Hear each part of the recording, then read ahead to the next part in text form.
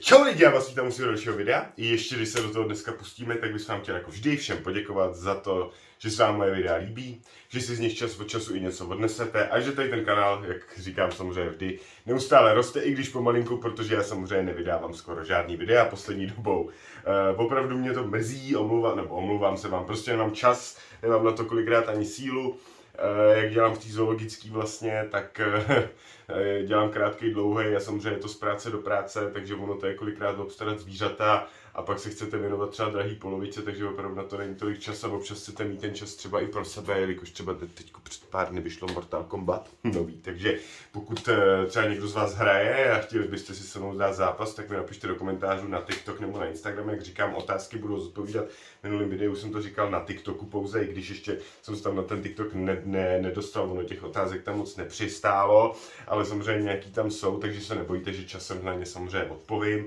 A pokud je to něco akutního, potřebujete poradit, prostě vaše zvíře se vám nezdá, i když samozřejmě nejsem veterinář, tak vás případně můžu nasměrovat třeba na nějakou kvalitní veterinární pomoc, tak mi napište spíš na Instagram, protože na tom jsem častější a rozhodně tam reaguju mnohem rychleji třeba než na nějakém TikToku nebo i tady na YouTube, jo? Tak, o čem vám budu v dnešním videu vyprávět a co vám budu ukazovat. Takže jak jsem sliboval, už myslím, že v pondělí samozřejmě si úplně přesně nepamatuju, co jsem tam psal, ale neukládám si to, takže ono se mi to pak většinou tak jako vymstí, že se mi to hezky vrátí zpátky. Člověk si pak říká, o čem si říkal, že budeš natáčet ty blbečku? A to samý, jako když jsem natáčel to poslední video, tak jsem taky určitě říkal, o čem bude další video, ale samozřejmě můžete pochopit, že už je to takovou dobu, že to už se mi z hlavy vykouřilo, já úplně na své videa. Já úplně sám sobě se úplně nelíbím, tak neúplně rád koukám znova na své videa, vždycky si ho poslechnu jednou, dvakrát, abych samozřejmě eliminoval, pokud člověk řekne nějakou ptákovinu nebo nějaký přeřek, nebo ty moje, jo, jak prostě vypadám, a ty moje projevy, tak když to chce člověk eliminovat, jak se dvakrát podívá, prostříhá a jde to do světa. Tak, začnu teda s tím, co jsem psal, chtěl jsem vám tady podobávat něco o tom, kam se chci v té realistice dál kam chci dál směřovat, jak mi to momentálně jde a tak dále a tak dále. Takže v podstatě jde o to, že jelikož tady to období bylo pro mě takový těžší, co se třeba týče finanční stránky, takže jsem se rozhodl, že hlavně kvůli té elektřině, že ne, že bych eliminoval zvířata, ale dal pryč, eliminoval, ale že bych prostě nějakým zvířatům našel nový domov, tak se to stane. A i když velmi rád, to už jsem to říkal asi 3krát, že asi vždycky nejsem schopný odhodlat ty zvířata opravdu jako na tu inzerci třeba dát, ale teď už je to potřeba.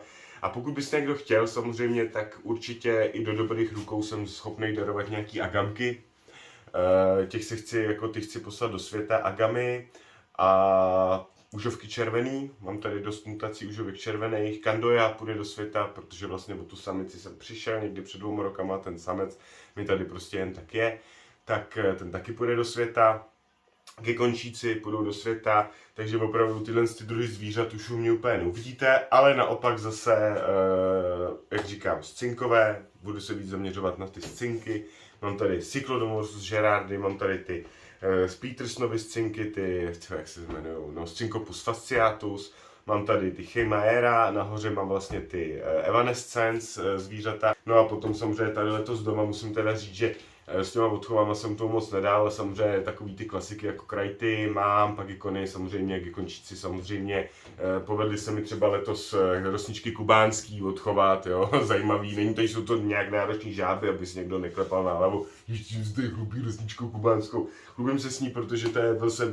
nějaký můj první úspěch, je to zase nějaký posun, že jsem schopný rozmnožit i nějaký obojživelníky, krom třeba těch axolotlů, který jsou teda taky sakra nároční na ten odchov, jo, oni ty obojživelníci, není to sranda, zkráceně třeba u těch rosniček kubánských, o kterých si můžeme taky někdy natočit video v budoucnu, tak když chcete ty půlce nějak odchovávat, tak z začátku jsou bíložraví ty půlce, jo. Potom to musíte hlídat, pak jsou tak jako půl na půl, no a pak jsou pouze masožraví a potom samozřejmě oni prochází tím vývojem do té žabky a jakmile je máte prostě v nějaký bedínce, nějaká třeba takovýhle stoupec vody, možná větší jsem tam měl, do toho jsem jich samozřejmě denně, 2krát denně vyčistit, několikrát denně klidně ji nakrmit, tak jakmile se té žabce udělali i ty zadní, jakmile se té žabce udělali všechny ty nožky s ocáskem, s tím museli hned vyndat, nebo ty půlci, prostě něco se v nich přeplo a okamžitě šli prostě sežrat tu žábu, jo, okamžitě. Takže samozřejmě to jsem musel hlídat.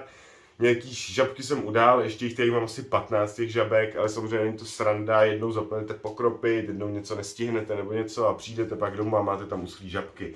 U těch mláďat nemám ještě úplně jakoby plochu vodní, ty jenom rosím. U těch dospělců samozřejmě tam je i nějaká vodní plocha, aby si mohli prostě přes tu noc zaskákat. Tak, a kam se teda budu ubývat, kam teda budu směřovat dál v té teroristice, to bych chtěl říct. Tak, že si uvědomím, jestli to natáčí.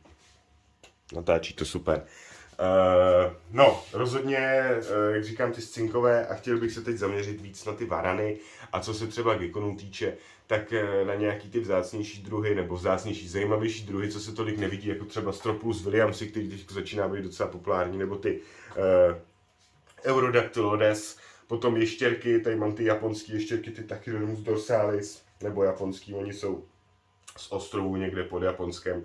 Afriku tady mám krásný mladý, už nejsou mladí, ale furt jsou malí, furt rostou, prostě jsou mladí, dobře, mladý pár ještěrek Gastropolis prasina z Afriky, taky nádherný zvířata, taky si o nich uděláme video. Dneska se vlastně o nich video dělat budeme, ale žádný vzdělávací, budeme čistit jejich ubikaci, protože to tam mají takový samozřejmě plno dekorací, plno úkrytů, takže se budou muset chytit a vyčistit, vyndat bobky a tak dále. To samý můžeme udělat těch Gastropolis prasina, ale samozřejmě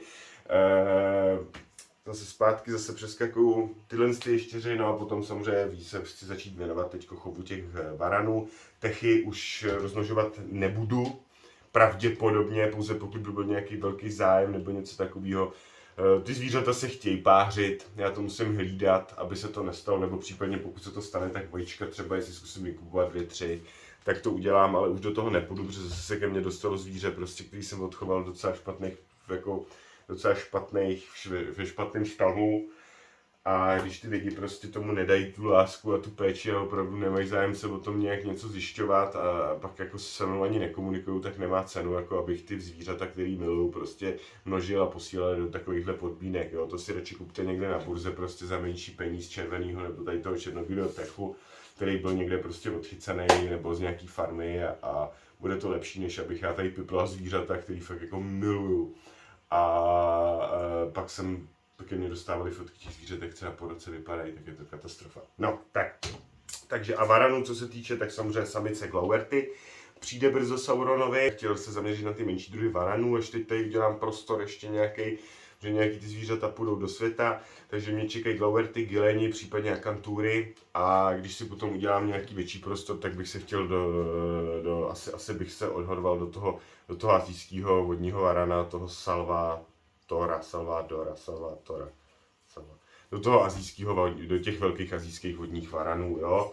Myslím si, že, no neřeknu vám, jak se češtině jmenuje, myslím, že to je Varanus salvator, vědecký název, ale v češtině si to je varan skvrnitý, nejsem si úplně jistý, jo, jsou to prostě, když mě říká Asian Water Monitor, tak do těch bych možná šel, případně, i když to jsou jako asi úplně největší dementi ze světa varanů, tak jsou hezký ty, tady ten známý chovatel je má, jak oni se jmenují, sakra, vzpomín si na jméno, no, Panoptes horny, že jo, to jsou hodně aktivní, ale co se jejich mozkovny týče, tak jsou to takový debilci, který opravdu je těžký jako přepnout z toho instinktivního myšlení na takový to inteligentní myšlení.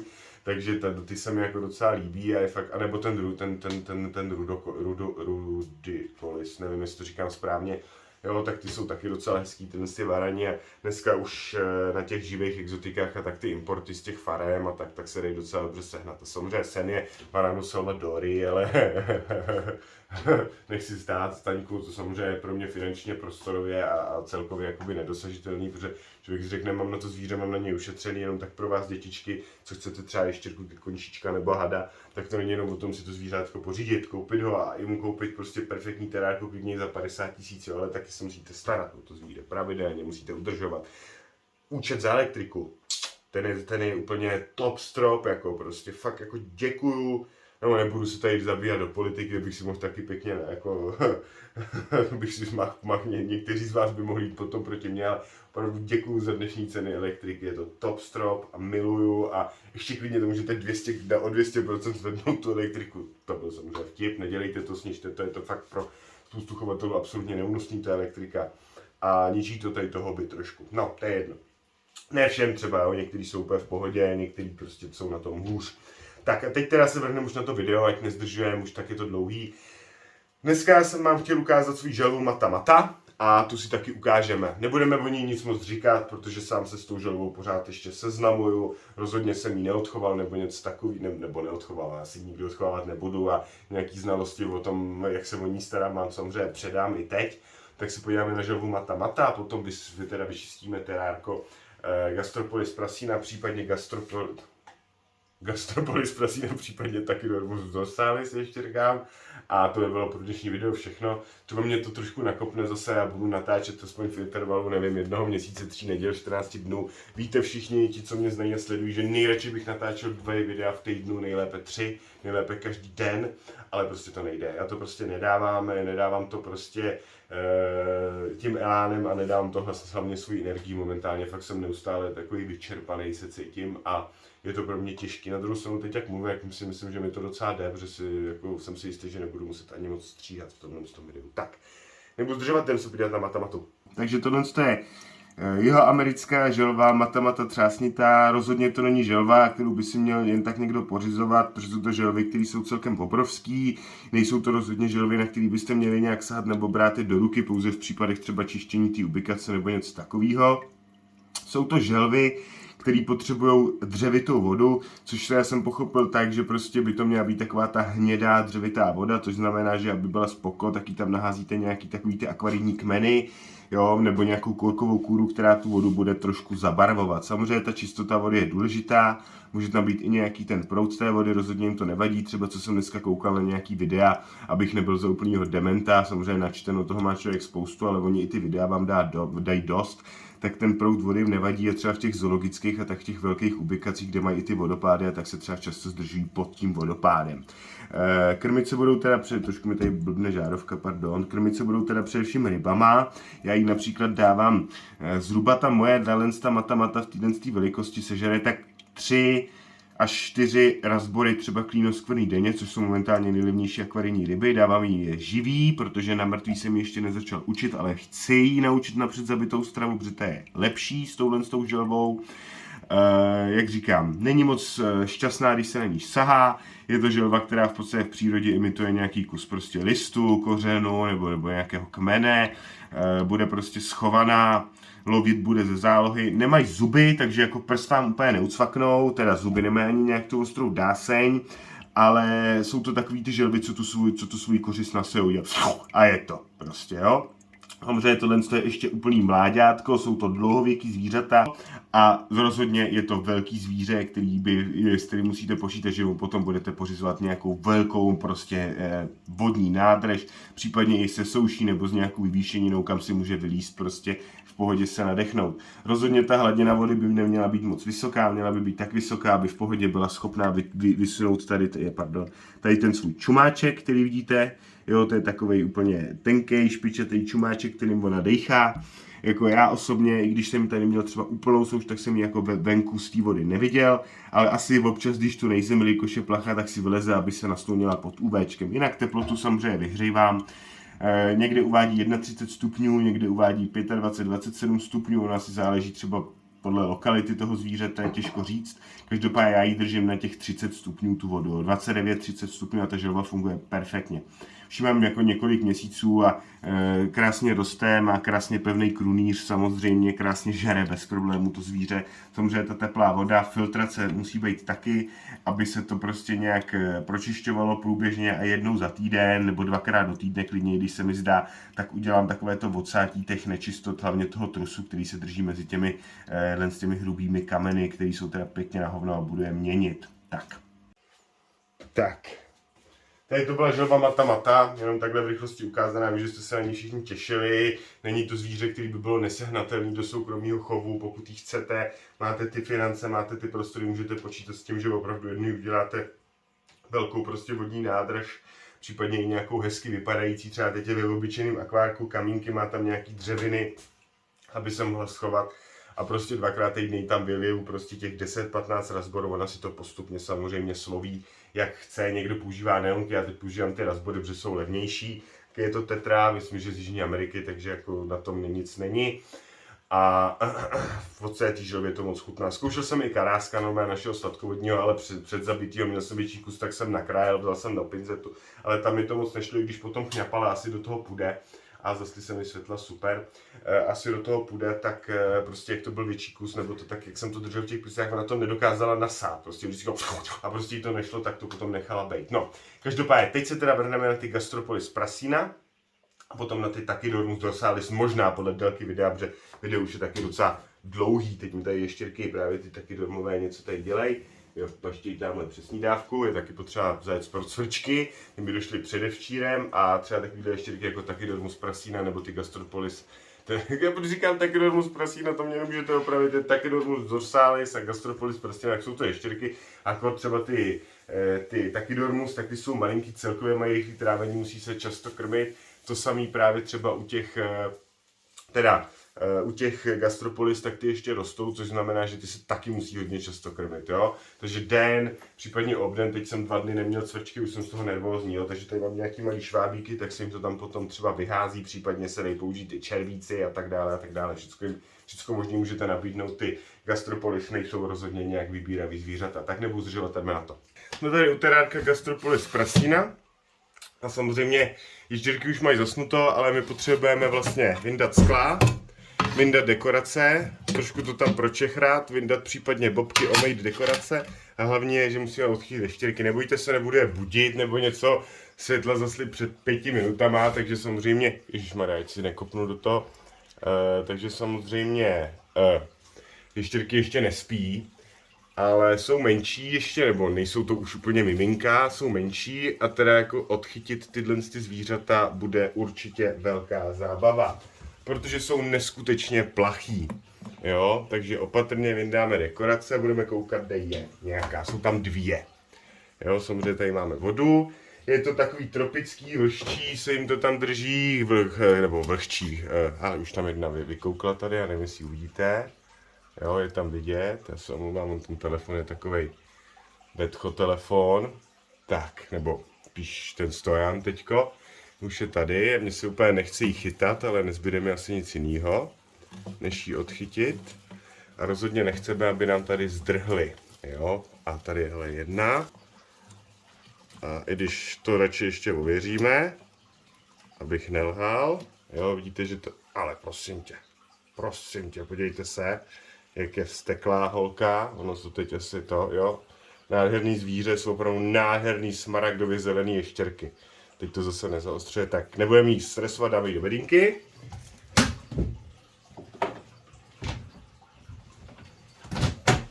Tak, teď mi tady otravuje Jitka, pardon, a teď samozřejmě musíme zase, trošku se mi skřivila kamera, vyndáme tady dekoraci, opatrně.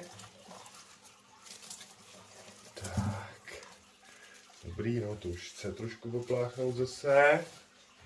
Potom tady tu dekoračku. Šup. Zvolil jsem tady u těch zvířat umělý ty kytky z toho důvodu, že jsem zrovna neměl peníze na živý kytky. Je to jediný důvod. Jitko masti, dostala si teď potkana a teď se mi tady pod nohy. Neser mi. Ono se nám možná povede jí vytáhnout přímo v tomhle tom, což by bylo jako super. Doufám, že na nás tady nevyskočí. Je tam schovaná. Asi je tam, ale vidíte, kouká na vás, princezna nebo princ. Tak, opravdu nádherný jsou. Pak si je samozřejmě ukážeme ještě v té bedínce a zaostřím trošku. A teď vidíte, že samozřejmě tady to neřešte, jo, to upatlaný sklo nebo tak něco. Ale my musíme samozřejmě se zbavit veškerých těch bobků, případně trošku to tam překontrolovat, vyndat nějakou tu starou rašelinu a tak dále, a tak dále. Takže já to takhle vezmu, vyndám veškerý ty dekorace. Vezmu si nějaký ubrousek nebo rukavici, tu nemám, tak ubrousek. Tak jsme to trošku pročechrali, vyndali bobky, jo. Mě tady teď před chvilkou obtěžovala Jitka, na druhou a zase mě obtěžuje, zase tady vylejzá, to je hrozný. Jitko před chvílí si dostala potkana, nešli mě. Jo, no s techama je to tak, že já někdy bydlí Jitka tady, někdy bydlí nahoře a Elišku střídám, Elišku vlastně vyměňuji s Jitkou. Kdy jediný co, tak nemůže být Eliška s Jitkou spolu, protože prostě Jitka je moc hodná, je nekonfliktní, neagresivní, za což, nebo nerad používám z toho agresivní a nekonfliktní, ale Eliška je konfliktní ještě prostě vůči ostatním techům, takže Godzilla si s ní poradí, ale Jitka ne. Tak, teď teda co dále? Tak, teď tam to trošku vytřeme, vrátíme dekorace a potom vrátíme ještěry. Tak. No a teď jednoduše zase ty dekorace nějak tak poskládám zpátky.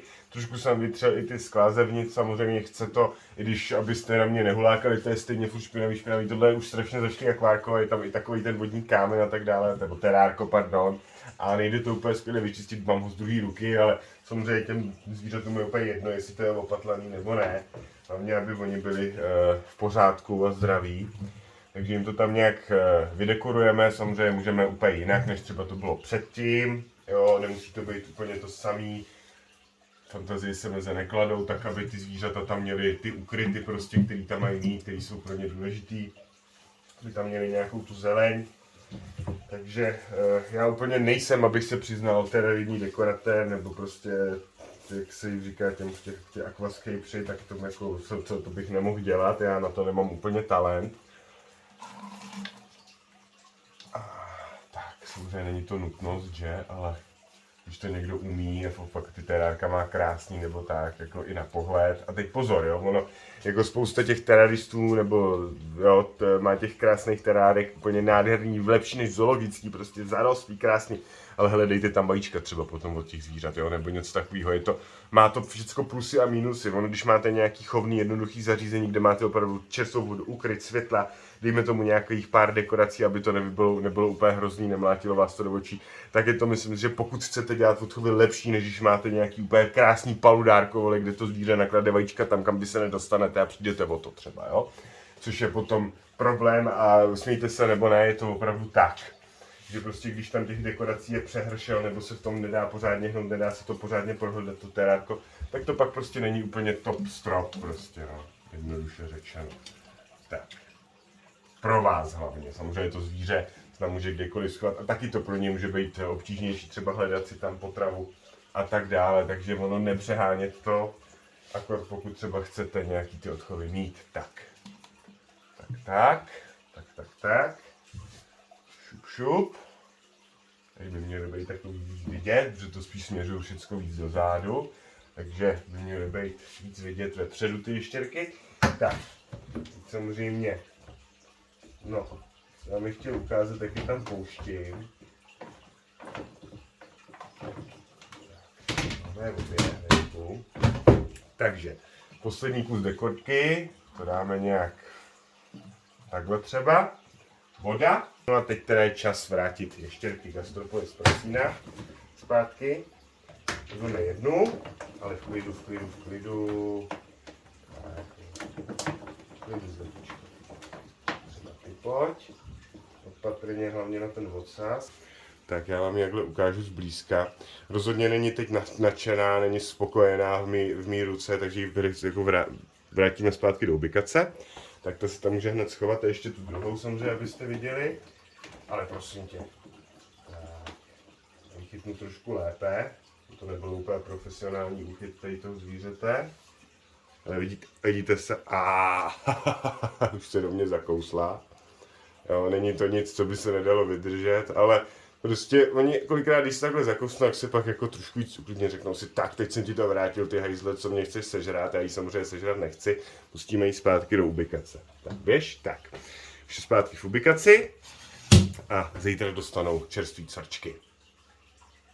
Tady se to můžete podívat třeba ještě na Felzumu, Grandis, to jsou tak, jak já jim říkám, blesky.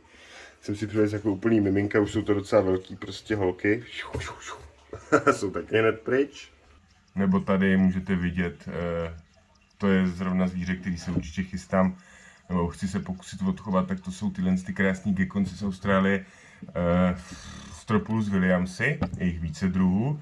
Tohle to jsou zrovna ty nejlevnější, co můžete sehnat, pardon, nechce mi to moc zaostřit teďko, takže to úplně neuvidíte v krásném detailu a když si napíšete v Google nádherný zvířátka, to jsou. Ještě jsem vám chtěl ukázat jedno nádherný zvíře, který mám nově v chovu, ještě jsem ho neukazoval, od známého z Prahy. Tak jsou to tyhle nádherný Syncophus fasciatus, no možná už jsem je ukazoval. Oni jsou to, a tady máme jednoho, nebudeme je nějak obtěžovat, oni jsou noční, ještě nejsou úplně ready na to, aby vstávali. Ale můžete se podívat na ně, to jsou tak krásný zvířata, jo, prostě neskutečný. A umí se prostě sakra rychle zahrabat do písku. Zkusíme demonstrovat. Ne, nechce teďko demonstrovat, i když jo, možná on to demonstruje. Ještě to by měl být ten samec, pokud se nepletu. No, ukaž nám to. Šup. Dělej, borec. Já nemám co lejda, já na tady nebudu na tebou stát hodinu, lidi to taky úplně nezajímá, ukaž nám, jak se zahrabeš a je to. Šup. Ne, prostě jsem ho vyrušil, teď jsem musel chudák rozkoukat, jsem ho asi vzbudil. Když možná, že už. Ne. Já dám tady to zpátky na místo. O těch si taky můžeme časem natočit video, ta péče o ně není úplně náročná, ale jsou to zvířata, který jen tak neuvidíte taky. Tak bylo ukryt místo zahrabání se do písku, dobře. Už i tak je to video dost dlouhý, když ho budu sestříhat, tak bude mít určitě 20-30 minut, takže taky do sády z čištění necháme na příště. Jsou to dost podobně vypadající ještěrky jako Gastropolis prasina, ale jsou z Japonska, jsou mnohem menší, jo, dorůstají zhruba jako 20 cm, co jsem 25.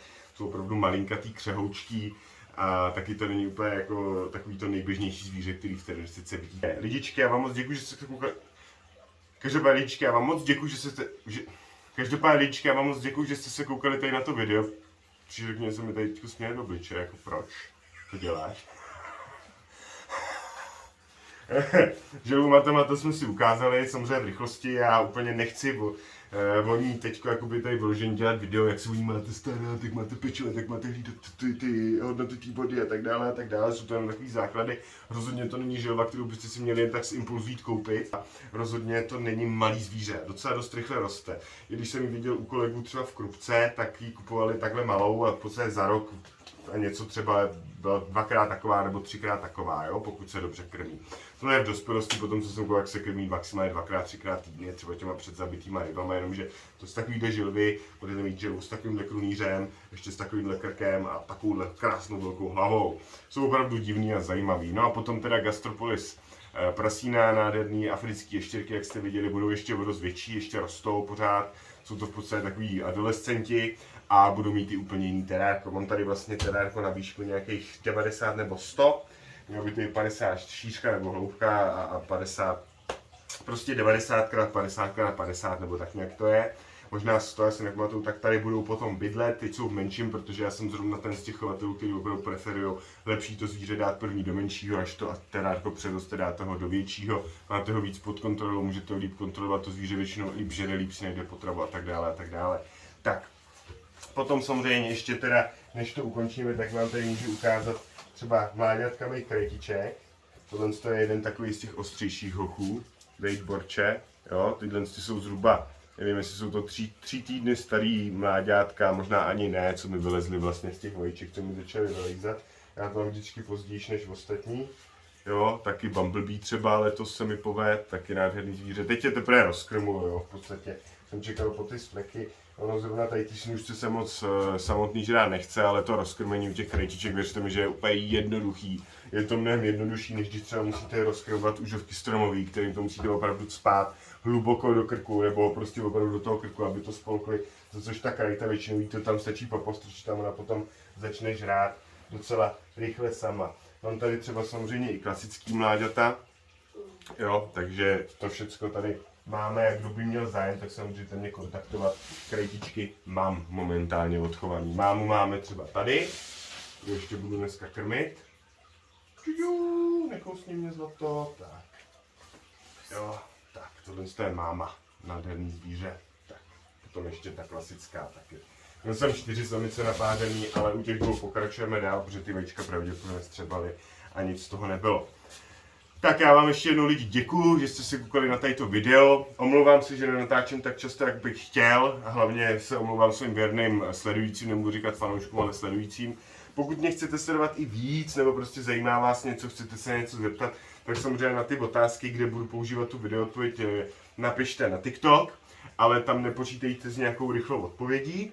S tím, že pokud opravdu potřebujete poradit, nevíte si fakt rady, prostě, tak mi napište na Instagram, kde tam většinou odpovídám celkem rychle, teďko někdy to trvá týden i 14 dní, ale to jakoby teď tam moc žádostí nemám, takový ty, co třeba nemám ještě přečtený, tak to není nic akutního, nebo nemám ještě odpověď, jak to není úplně nic akutního, já mám taky svůj život, ale samozřejmě pokud si přečtu, že vidím, že tam je nějaký problém prostě, nebo že opravdu potřebujete pomoct, tak reaguju celkem rychle, třeba do 24 hodin, někdy i samozřejmě dřív, jo? Pokud zrovna jsem na telefonu, tak prostě vám odepíšu hned. Tak. Pokud teda chcete, sledujte mě na Instagramu nebo na TikToku, Krokgardy Reptile Keeper.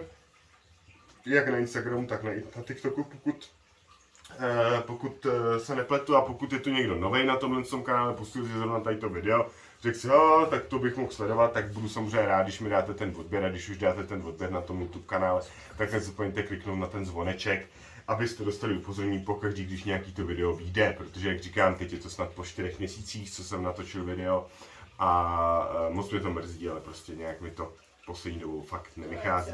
Tak. Já vám moc děkuju lidičky, ještě jednou a naposledy, tady byl váš ještě generál Krokgar! A zase příště, čau.